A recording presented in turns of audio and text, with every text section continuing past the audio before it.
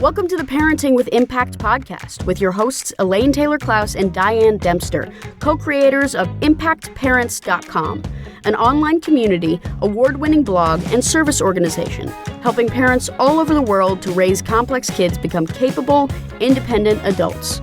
Elaine and Diane are certified coaches with personal experience raising children with challenges such as ADHD, anxiety, and more, and extensive experience in guiding parents to raise their complex kids with confidence and calm.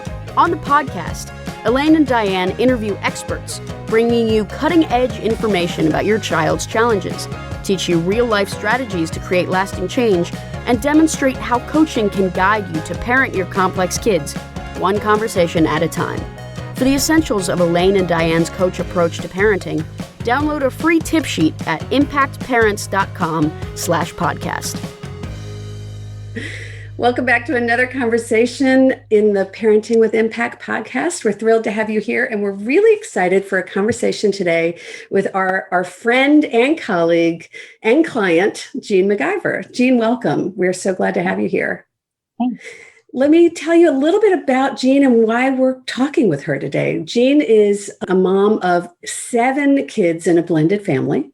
She's also a teacher, and she came to us because her youngest child was really struggling with ADHD, and they as a family were struggling with how to help him. And so we've known her for many years. She worked with us not only through Sanity School, but also as became trained as a professional in Sanity School and has used it a lot in her classroom as well. So we thought she'd be a great person to have a conversation with. And as we were in our private forum talking to members in our community about what they were looking for in terms of talking to people who maybe we should do coaching, maybe we should do, talk to former clients, there was a lot of people saying, yeah, tell us success stories, bring us people who've really seen their lives change. And Jean was one of the very first people to raise her hand and say, I'm in. Well, and Jean, you are a success story. So tell us a little bit about how you came to work with us and a little bit of the backstory. So I guess the first word I have to say is drowning. And I was... Yeah, but you do it with a smile on your face. Well, the best of anyway. Mom, husband of 7 kids in a blended family. I was also a teacher of second graders, and administration realized that I could handle children with challenges. Complex needs. Complex needs, exactly. Yes. And so I would go from one environment of complex needs and walk right into a crazy house of complex needs, and doors swinging opened and closed in our house because we're a blended family. So, with mom, not with mom, with dad, not with dad, and then one that stayed at all times, who was the cherry on top. So I started researching, which I do, falling down, I call it the rabbit hole of research, and trying to find ways that I could, first, I was more concerned about the classroom, where I could do, what could I do for some of these kids that really were, and parents who were dying, didn't know what to do with their kids. And I came upon Impact ADHD and loved the free resources that you guys provided, which educated me. And in turn, I could help educate some of the parents. And then I realized, wait, I'm educating parents and I can use those in my own home. And I am a parent. Right, exactly. And oh my gosh. And so I started applying some of those strategies at home and noticed that they started working. And it was about that same time that you guys were reaching out with a new class, or the first class, really. I was going to say, so that's when we started the Sanity School certification program. Exactly. And I was one of the first. I was first in the class. And that was about the best experience I ever had. Was just one, figuring out how to do all the readings and listening to all the videos and learning, but then getting together with that class and of amazing women and with you two as the leaders. And that just is really how it all started. It really all started that way.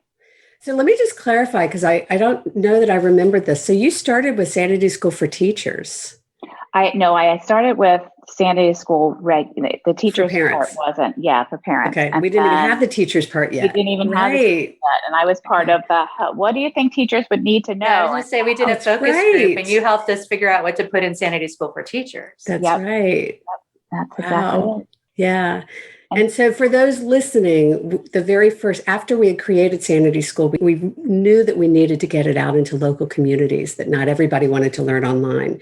So we started training professionals, and they were therapists and coaches and teachers and all kinds of different professionals to be certified to teach Sanity School in their local communities. And while I'd say most of them didn't end up teaching it in local communities necessarily, it became something that professionals could use as professional development to enhance their skills in managing complex kids. Exactly. Which is what happened for you. I remember conversations with you about how it changed your classroom. Absolutely changed my classroom. And I was having parents needed help so badly. Our conferences, parent conferences, turned into these mini sessions on what can I do. Mm-hmm. And I think I gave out your website 50 times, Right. Well, and if I recall, you took the executive function chart into your sessions with your teachers, with your parents, right? Yep, absolutely. And said, this is where you need to start focusing and go from there, which is pretty amazing. I still stay in touch with so many of those parents in those last couple of times. I've since retired from teaching, but because there are 7 kids plus now grandkids, right? Just one grandbaby, yeah. But they all seem to be, we kept saying adding on. Call them the add-on. And Jean, I'm torn because I want to hear more about your story as a mom. And what came up for me immediately as you're talking about using some of our tools with parents in your classroom, I know a lot of parents are interested in, how do I help my child's teacher get them in a very different way? And so I would love for you to riff on that a little bit and talk about, kind of that dynamic between parent and teacher, and what, from a parent's role, what can they do to really help and support the teachers in a different way? Well, I can tell you from our district, I needed to help a lot, especially with Reese. As we always said, that Reese is more. My loving child, redheaded, every down to his toes of redhead. And then top on top was ADHD. And teachers didn't know what to do with him, and I know parents will resonate with them. The mom or the teacher would say to me, I know he can do this. He's just not trying hard enough. Yeah. And I would have to sit them down and say, let me explain to you why he really can't do that. And or this is why this is trying for him. Yeah. Right. And then when you send all that home because he didn't do it at home, let me explain to you what he did at school and then he can't do at home. Yeah. So I started out defensive. Okay. And then I think that was, I'm trying to remember what grade it was, 3rd or 4th grade. And I was backpedaling because I needed to catch up. And then I approached 5th grade with, I need to meet with you before school starts. Mm-hmm. And so I would sit down, and I still do it. He's going into 8th grade and I already have our pre-meeting ready. But I would sit down with the teachers or counselor, sometimes an assistant principal, whomever is ready to listen. And I would explain to them the backstory of Reese as much as I can, all the things that he does and what he responds to. We have a 504 plan for him that I wrote. The guidance counselors didn't get it. They just didn't understand. And I said, no, this is what he needs. I advocate for him, and not because I want to be that pain in the neck parent, because once the teachers get it, they don't hear from me again. Right. I don't. Because they don't need to. They don't need to, because they're already aware. And every single year that I meet with these teachers, and usually it happens within the first 2 weeks of school, because the teachers prefer to meet the child and then meet the parent. So I've let them do that. Me too. Graciously. Did the same thing. Right, exactly. I want to ask a question, because what I heard you, or kind of highlight what I heard you say. I heard you say at first you were defensive, which is kind of a no, not that. Yeah. I don't want that. I don't want that. And what I heard here is that you then shifted into it. This is what I'm asking for. Mm-hmm. And when you shifted to a positive requesting, here's how I can support you, and this is what I'm asking for from you, you got a much better response from the teachers. Absolutely. And to share a story that we laugh about now. Now. I wish everybody could meet Reese, because he is like a kid that's full of joy. And he has learned to, we call him being a beaver, but he lets the things roll off his back pretty well. I think he's used to so many things happening that he kind of lets it roll and it doesn't bother him. Like good or bad, I'm not really sure, but I love his personality. He got lunch detention for being impulsive. Funny. Shocking. That's what he is. Right. And he got lunch detention quite a few times because he couldn't stop talking out loud. He knew the answers and he just wanted to answer them. Okay. And I get it as a teacher. Eager participant. Right. Exactly. But let your friends also, So as a teacher, I get that. I understand how that can be a problem. Well, I said, how do you feel about that? What can we do? And talking him through it. And he said, Mom, it's not a big deal. It's lunch detention. They let me take my computer in there. I get all my homework done. It's okay. So I was like, Finally we had a meeting with the teachers and I said, I don't want to be disrespectful, but it's not working. This is how he's responding. And she went, I don't know. He's getting his homework done. Come on, he's stuck with it. With him at home. It's not good for me too.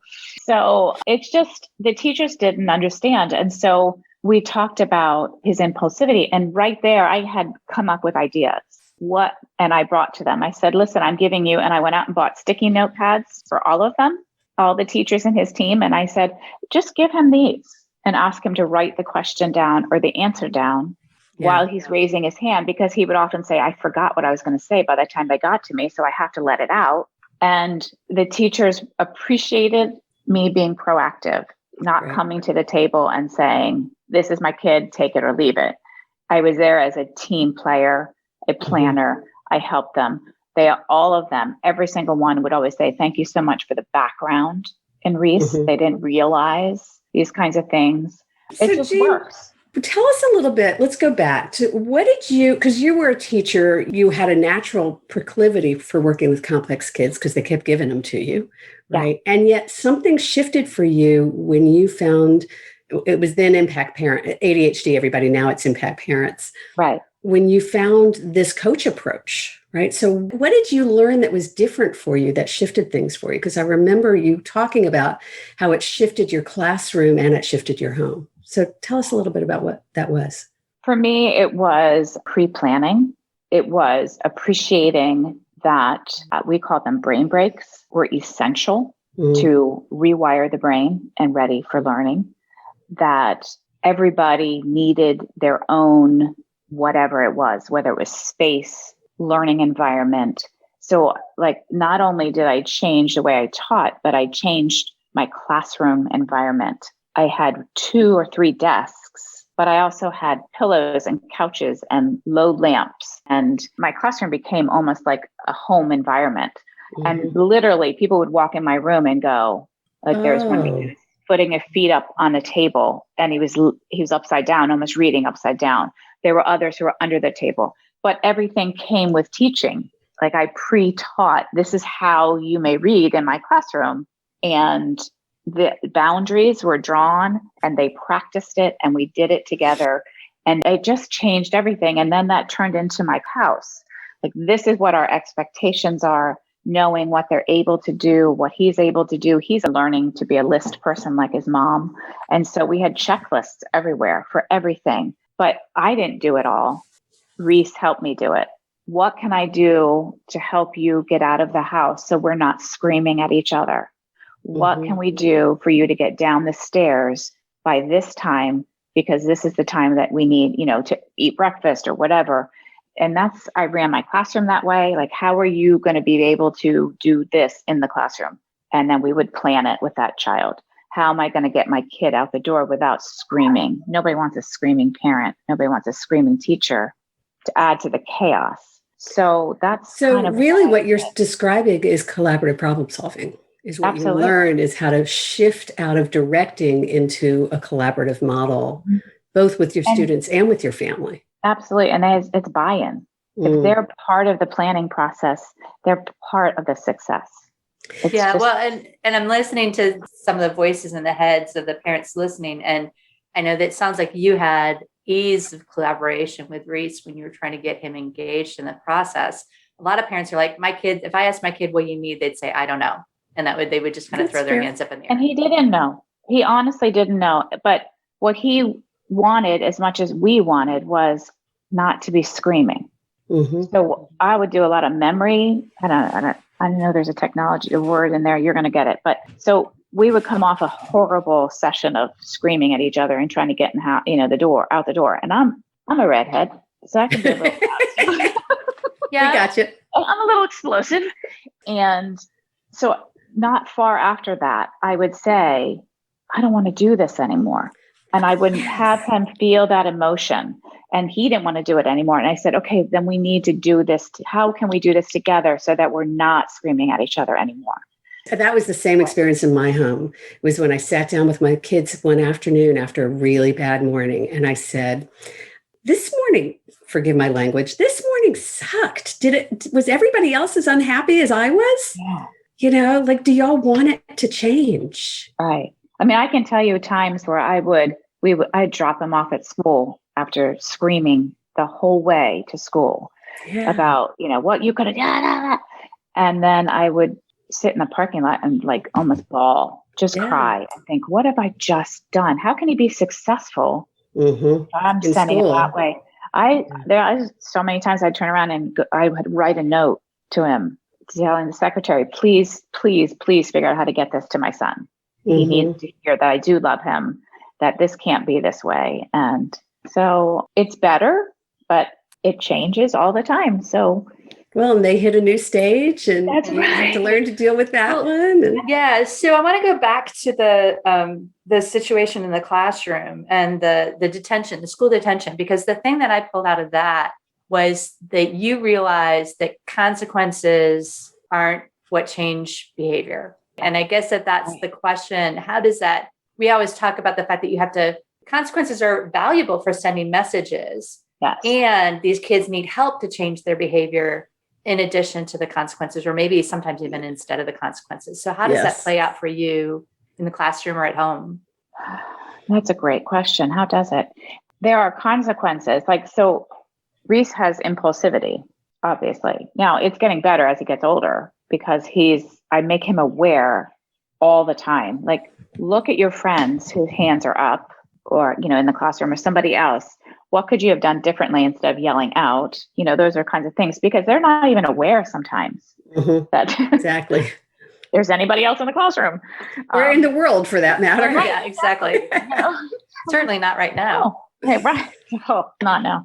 But so that they have to understand there are consequences for what they're doing, but they have to understand what they're doing first and making them aware first that they're not the only one in the whole world or classroom or house.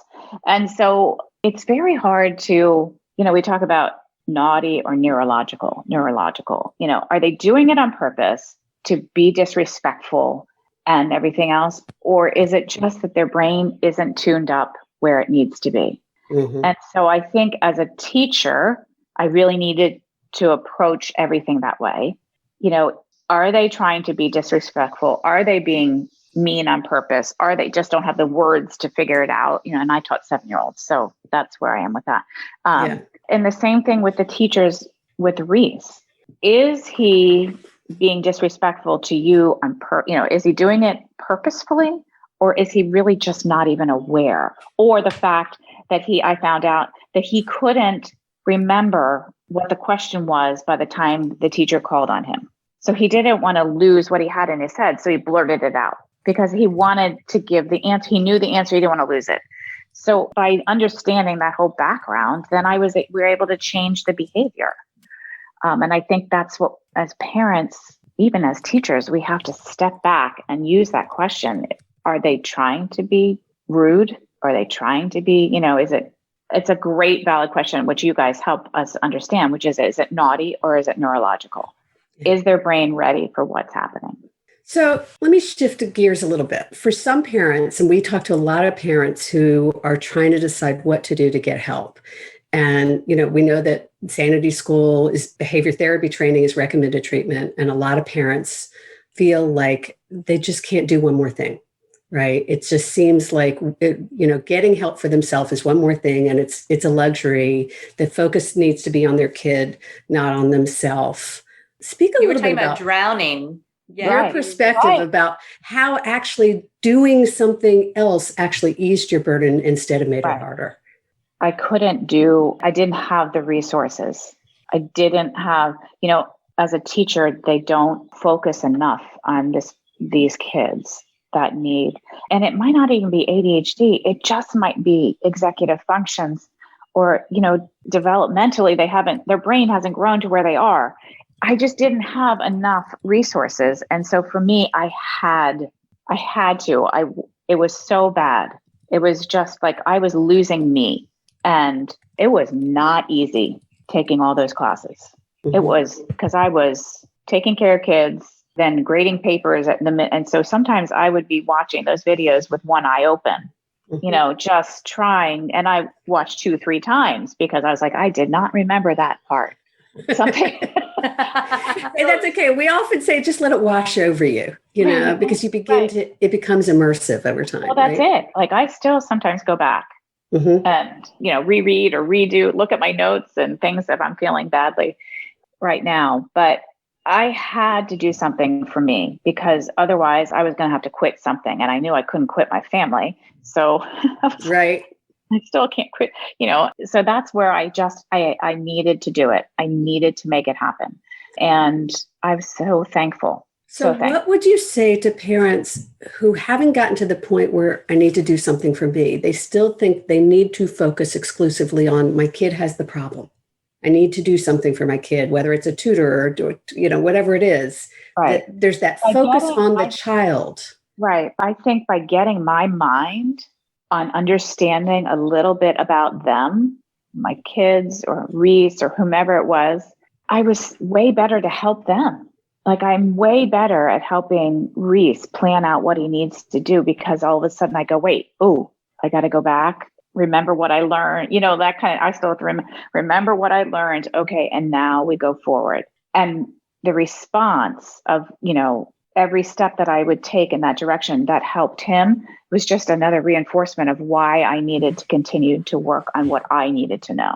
Mm-hmm. In collaborating, oh my gosh, being in that room in Georgia with all of those professionals as we were all telling stories and working ideas, I have never felt more alive. I've never felt more validated. And I came with so much information that just totally redirected everything for me. Mm. I would wish that upon anybody to have that. I felt like I had a full toolbox, and sometimes I didn't know what tool to get, but it was full. It was ready to go. And I just really felt validated that sometimes it doesn't matter what tool you pull out as long as you keep pull a tool. Right. Right. Exactly. I wasn't drowning anymore. I definitely wasn't drowning.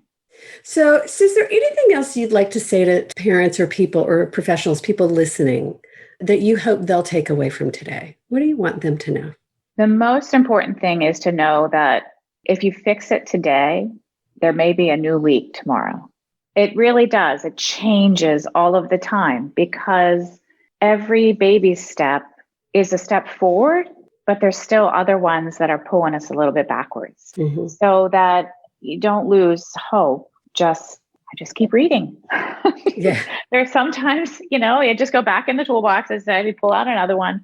But just remember, what really works for me is sometimes when, on Facebook, when you have those memories and they pop up and I see that 3-year-old little Reese or the 2-year-old little Reese. And that's that little boy that I have. Mm-hmm. He's 12, almost 13. And he is amazing. Yeah. So don't lose hope ever, ever, ever. Yeah. Thank you for that. Yep. And if you feel like you are losing hope, get some help. Yeah. Right? Seek some support, because that's really what it's about is parenting from inspiration. Even if it's positive. Reaching out to your website and reading one article. Yeah. That article has a little insert and that you hit that and it will take you to another article that will take you to a chart but still, I can tell you I got lost in there, but every one of those enlightened. Mm-hmm. And it still does. It still does. Awesome. Thank you. So Jean, we've been ending our interviews as a wrap up with a favorite quote or a motto that you'd like to share with everybody. So for us, we laugh at this, but our counselor who was just retired, which I'm very sad about, said it's her favorite quote, and she actually has it written down and will take it to her next job. But we always say downtime is clown time for Reese. My boy is a ball of motion. And if he doesn't have something to do, he can't get anything else done. Yeah. So that's our big downtime is clown time. Awesome. Truly. All right. I think we are at a wrap. Yes. Yeah. Thank you so much, Jean, for being here with us to share a little bit about your story as a teacher, your story as a parent. You gave a little bit of advice about how parents can partner differently with teachers. And it's just been really lovely kind of walking down memory lane with you. Thank you for that. Thank you. And we're so thrilled you found our community and that you've been with us for now many years. Like it's a pleasure to grow with you and your family. And thanks for joining our tribe. You bet. I love it. Have a great day, ladies. You too. Take care, everyone. See you in the next one. Sounds good. Bye. You've been listening to the Parenting with Impact podcast with Elaine and Diane. For more information on the Impact Parents community or to join Sanity School for Parents, please visit impactparents.com. If you like what you've heard, please share this podcast with friends who need similar guidance and subscribe wherever you listen to podcasts.